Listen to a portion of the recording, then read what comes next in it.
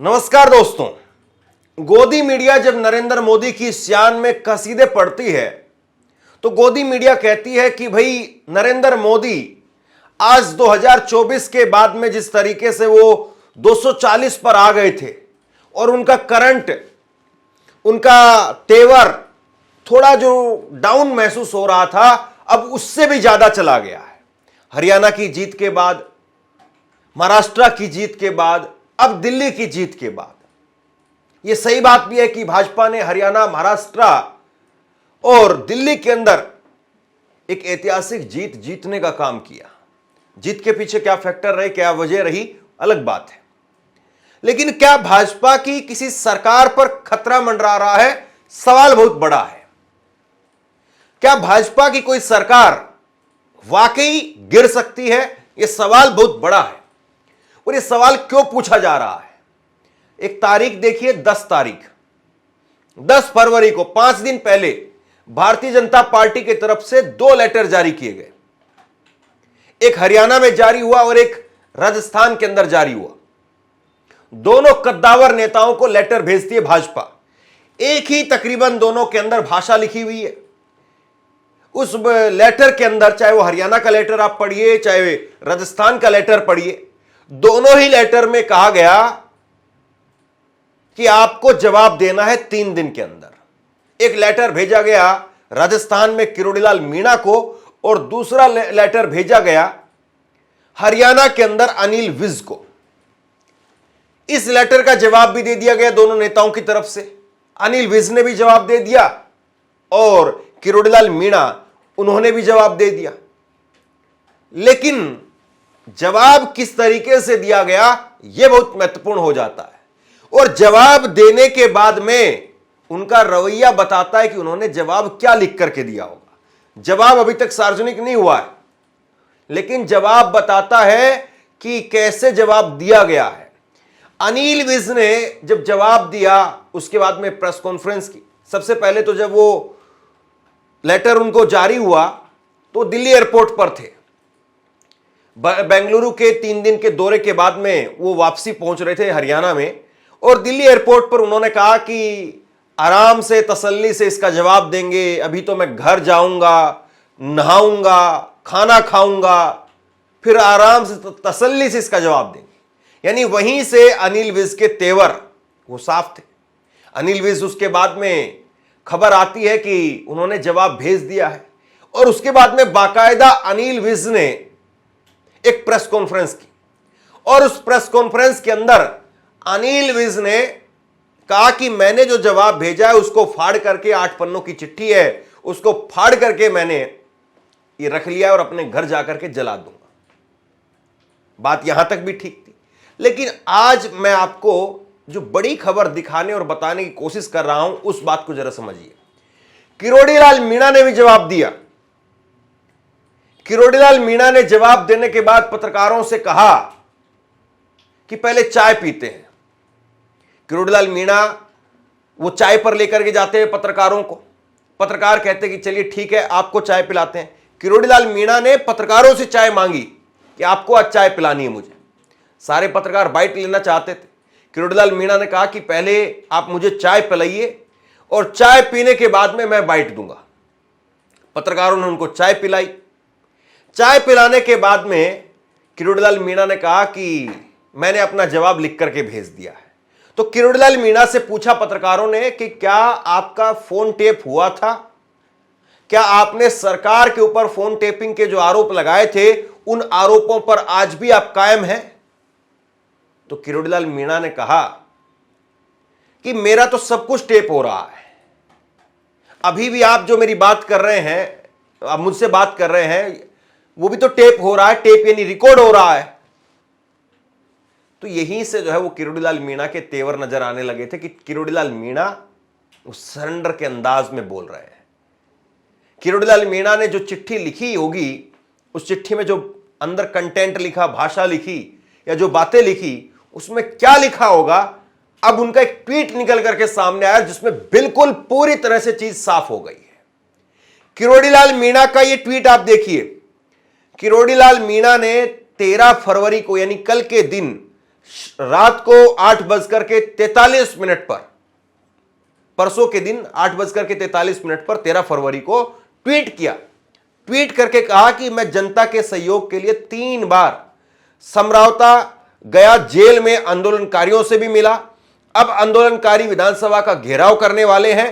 कृपया इससे जुड़े बैनर पोस्टर में मेरे फोटो व पुराने वीडियो आदि का उपयोग नहीं करें, क्योंकि मैं सरकार का हिस्सा हूं, इससे मुझे समस्या खड़ी हो सकती है।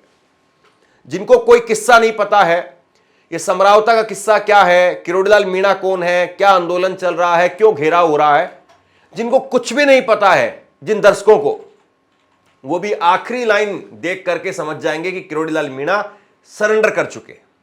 किरोड़ीलाल मीणा आखिरी लाइन में कहते हैं, क्योंकि मैं सरकार का हिस्सा हूं और इससे मुझे समस्या खड़ी हो सकती है। मैं राजस्थान विधानसभा के अंदर एक भाषण सुन रहा था आज एक विधायक का, और उन्होंने कहा कि ये लोग कहते हैं कि पार्टी माई बाप है। उन्होंने कहा कि ये पार्टी माई बाप नहीं है, पार्टी से पहले समाज आता है। अगर हम अपने समाज के नहीं हैं, अपने लोगों के नहीं हैं, अपने प्रदेश के नहीं हैं, तो फिर जो है वो हम पार्टी कैसे हो सकते हैं। बड़ी बात कही उन्होंने। नई लाइन जो है मैंने देखी कि पार्टी माई बाप नहीं है। ये तमाम नेता कहते हैं कि पार्टी माई बाप है। पार्टी नहीं, पहले समाज है। समाज ने आपको इज्जत दी, समाज ने आपको ओहदा दिया, समाज ने आपको सिर आंखों पर बैठाया, तब जाकर के आप यहां तक आए कि पार्टी ने आपको टिकट दिया, पार्टी ने आपको पहचान दी। पहले पहचान आपकी समाज से बनी है, आपके घर परिवार से मिली है, आपके गांव देहात से बनी है, आपके शहर कस्बे से बनी है, आपके समुदाय से बनी है। अगर आप उसके सगे नहीं है तो फिर बताइए आप किसके सगे होंगे। अब सुनिए जरा किस्सा क्या है। किरोड़ीलाल मीणा वो मीणा समुदाय से आते हैं, और समरावता के अंदर अभी उपचुनाव हुआ था राजस्थान के अंदर। वहां उस उपचुनाव के अंदर नरेश मीणा कांग्रेस के नेता, लेकिन कांग्रेस ने उनको टिकट नहीं दिया। नरेश मीणा निर्दलीय के तौर पर चुनावी मैदान में उतर गए। अभी हाल में जो विधानसभा चुनाव हुआ, इसकी मैं आपको बात बता रहा हूं। नरेश मीणा चुनावी मैदान में उतर गए। एक गांव है उनकी विधानसभा के अंदर, उसमें समरावता वो गांव है। उस गांव के अंदर आंदोलन चल रहा था कि हमको जो है वो पास वाले जिले से नहीं जोड़ा जा रहा है, दूर का जिला जो है उसमें हमें अटैच कर दिया गया है। इस बात को लेकर के आंदोलन चल रहा था। गांव वालों ने यह कहा हुआ था कि हम एक भी वोट नहीं डालेंगे, लेकिन जो वहां पर जिला अधिकारी थे, निर्वाचन अधिकारी जो भी थे वहां पर, उन्होंने ये कहा जाता है, ये आरोप लगाया जाता है कि जबरन गांव में रहने वाले 3 सरकारी कर्मचारियों का वोट डलवा दिया। और 3 सरकारी कर्मचारियों का वोट जैसे ही डलवाया, उसमें एक आंगनवाड़ी की महिला थी, एक स्कूल के गवर्नमेंट स्कूल के टीचर थे, कोई एक शख्स और थे। 3 लोगों के वोट डलवा दिए। फिर उसके बाद में गांव में गुस्सा फूट पड़ा कि यहां पर अधिकारी हमारा जबरन वोट डलवा रहे। नरेश मीणा वहां पर पहुंच जाते हैं। बवाल होता है, भारी बवाल होता है, तोड़फोड़ आगजनी होती है। पुलिस, फिर बड़ी संख्या में पुलिस वहां पर पहुंच जाती है। आंसू गैस के गोले, वो खबर मैंने आपको दिखाई थी, अगर जिन दर्शकों को याद हो। और उसके बाद में नरेश मीणा को अगले रोज पुलिस गिरफ्तार कर लेती है। नरेश मीणा के साथ साथ कई सारे और लोगों को गिरफ्तार कर लेती है, और उसके बाद में उनको जेल में डाल दिया जाता है। अब उनके समुदाय के लोग नरेश मीणा की रिहाई को लेकर के सरकार पर दबाव बनाने के लिए विधानसभा का घेराव कर रहे हैं। और उसी समुदाय से आने वाले किरोड़ीलाल मीणा वो कह रहे हैं कि मेरी फोटो मत लगाना ये विधानसभा घेराव में, जबकि किरोड़ीलाल मीणा उस घटना के बाद में गांव में गए थे। यानी चिट्ठी के बाद में कैसे जो है किरोड़ीलाल मीणा का यहां पर रंगरूप बदलता हुआ नजर आ रहा है, यह आप अंदाजा लगा सकते हैं। अब ये किरोड़ीलाल मीणा की कहानी यहां पर हम कुछ देर के लिए रोकते हैं। अब चलते हैं अनिल विज की तरफ, जिनको भी सेम 10 फरवरी को ही चिट्ठी मिली। और अनिल विज का ये आज का ट्वीट आपको दिखा रहा हूं मैं। 15 फरवरी का सुबह 11:30 बजे अनिल विज का ट्वीट है, जिसमें उन्होंने भास्कर के खबर को लिखा है, ट्वीट किया है। उसमें वो कह रहे हैं कि हरियाणा के ऊर्जा मंत्री का एक्शन, रोहतक डिवीजन के 4 कर्मचारियों को नोटिस भेजा, सही जवाब नहीं देने पर कार्रवाई होगी। अनिल विज नायब सिंह सैनी, मुख्यमंत्री नायब सिंह सैनी के अधिकारियों के ऊपर गाज डाल रहे हैं। एक तरीके से यह बताने की कोशिश हो रही है कि अधिकारी बेलगाम हो गए हैं।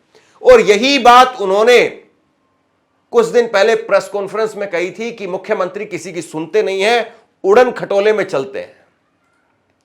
और इस बात को वो चिट्ठी मिलने के बाद में भी जारी रख रहे हैं। अनिल विज जो है वो एक्शन ले रहे हैं। तो इसी से आप अंदाजा लगा लीजिए कि अनिल विज, जिनको गब्बर सिंह कहा जाता है, गब्बर सिंह वो झुकने के, सरेंडर करने के मूड में नहीं है। जिस बात को वो कह रहे थे कि उड़न खटोला वाले मुख्यमंत्री, उस बात को वो अभी भी कर रहे हैं कि मुख्यमंत्री एक्शन नहीं ले रहे हैं, मुख्यमंत्री सुनवाई नहीं कर रहे हैं और मैं एक्शन ले रहा हूं। किसी को बदले किसी को ना बदले, 100 दिन हो गए और मैंने खुले मंच से कहा था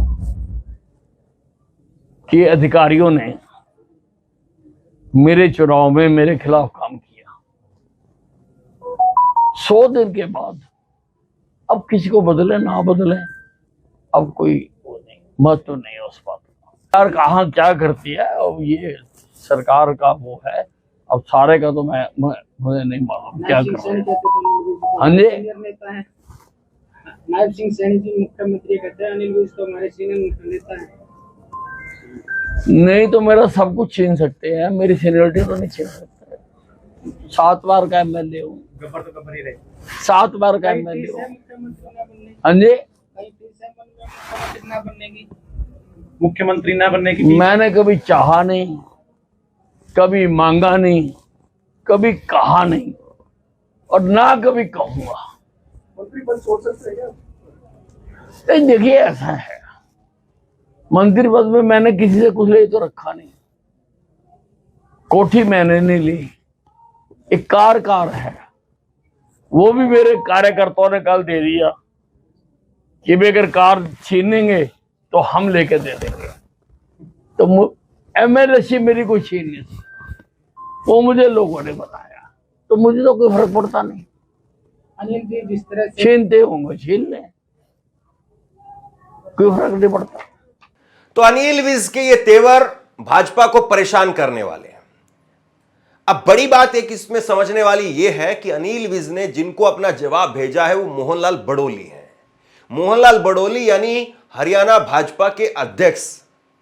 और उनकी केवल यही पहचान नहीं है, उनकी एक पहचान ये भी है कि हिमाचल प्रदेश में एक लड़की ने उनके खिलाफ दुष्कर्म की एफआईआर कराई है कि उन्होंने और सिंगर रॉकी मित्तल ने मिलकर के उनके साथ में गलत व्यवहार किया। और जब ये एफआईआर हुई तो उसके बाद में अनिल विज ने कहा कि कोई दुष्कर्म का आरोपी कैसे मंत्री बना रह सकता है या किसी पद पर बना रह सकता है, उसको इस्तीफा दे देना चाहिए। सवाल अब इस बात का है कि जिसके खिलाफ मोर्चा खोला हुआ था उसी को उन्होंने अपनी चिट्ठी भेजी है और उस चिट्ठी का अभी तक कोई जवाब नहीं है। क्या अब भाजपा यहां पर अपने तेवर ठंडे करेगी या अनिल विज और गर्म होंगे और गर्म होकर के ये हालात बद से बदतर हो सकते हैं? मोहनलाल बड़ोली पर रेप के आरोप लगे हैं, आप किस तरह देखते हैं? नहीं, मैंने तो कहा है, बिल्कुल आपने कहा और बिल्कुल साफ कहा है मैंने तो कि आरोप लगे हैं। वो कह रहे हैं मैं निर्दोष हूं और जो उसमें विटनेस है वो भी कह रही है निर्दोष है। लेकिन जब तक पुलिस उनको निर्दोष साबित नहीं कर देती है, क्योंकि 376D का आरोप है, तब तक उनको त्याग पत्र दे देना चाहिए। क्योंकि जिसके ऊपर 376 का आरोप है वो किस प्रकार से महिलाओं की मीटिंग लेगा था। अब हम ये तो कह नहीं सकते कि महिलाओं को बीजेपी से बैन कर दिया गया है। हम तो महिलाओं को अब 30% बढ़ा रहे हैं। अब उसमें 376 का अध्यक्ष तो नहीं ले सकता। बात इतनी भी नहीं है कि उन्होंने सिर्फ अध्यक्ष के खिलाफ मोर्चा खोला। एक जरा उनका ये ट्वीट देखिए आप। ये ट्वीट 3 फरवरी का था। 3 फरवरी को सुबह 9 बजकर के उन्होंने ट्वीट किया था कि आशीष तायल, जो खुद को नायब सिंह सैनी यानी मुख्यमंत्री का करीबी मित्र बताते हैं, उनकी फेसबुक पर नायब सिंह सैनी और उनके कई सारे चित्र हैं, लेकिन वही आशीष तायल विधानसभा के अंदर जो कार्यकर्ता नजर आ रहे हैं वो वही कार्यकर्ता है जो चित्रा सरवारा के साथ में भाजपा की विरोधी उम्मीदवार के साथ में भी नजर आ रहे थे। यह रिश्ता क्या कहलाता है?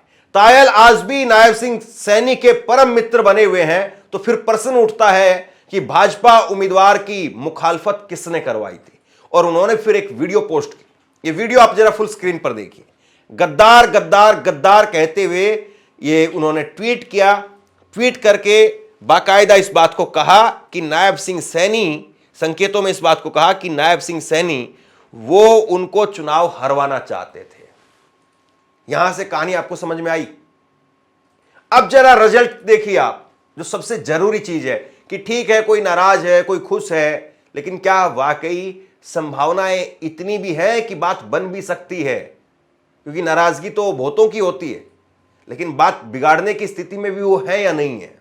तो रिजल्ट आप देखिए। रिजल्ट बताता है कि हरियाणा में 90 सीटें हैं, बहुमत के लिए 46 सीट चाहिए, और यहां पर बीजेपी 48 सीटों के साथ में पूर्ण बहुमत की सरकार चला रही है। 48 में से एक खुद की सीट हो गई, और उसके बाद में अगर अनिल विज वहां से कुछ विधायकों को मैनेज करके ले आए, सिर्फ 9-10 विधायक अगर उनके साथ में आ जाते हैं, तो कांग्रेस चाहे बाहर से समर्थन दे दे और कांग्रेस चाहे उनको अपने साथ में ले ले, कांग्रेस फिर सरकार बनवा सकती है और भाजपा की सरकार गिर सकती है। यह नंबर जो है 37, कांग्रेस के 37 विधायक हैं, भाजपा के 48 हैं, और 2 विधायक आईएनएलडी के हैं जो ना भाजपा की तरफ है ना कांग्रेस की तरफ है। और सीधी सी बात है, आईएनएलडी जो वोट मांगती है वो भाजपा की मुखालफत करके वोट मांगती है। तो ऐसे में क्या बीजेपी सरकार पर वाकई खतरे के बादल मंडरा रहे हैं? सवाल यह है, क्या अनिल विज अपने साथ में 10, 12, 15 विधायकों को ले जा सकते हैं? मुमकिन भी है। 10 विधायकों को लेकर के चले जाएं, खुद सीएम वाला पद लेकर के आ जाएं। महाराष्ट्र में क्या हुआ था, कैसे हुआ था, सब जानते हैं। फिर एक प्लस पॉइंट बीजेपी के पास में यह आता है कि उनके पास में केंद्र की सरकार है, एजेंसियां हैं, सीबीआई है, ईडी है, आईटी है। कांग्रेस इतना कहां कर पाएगी?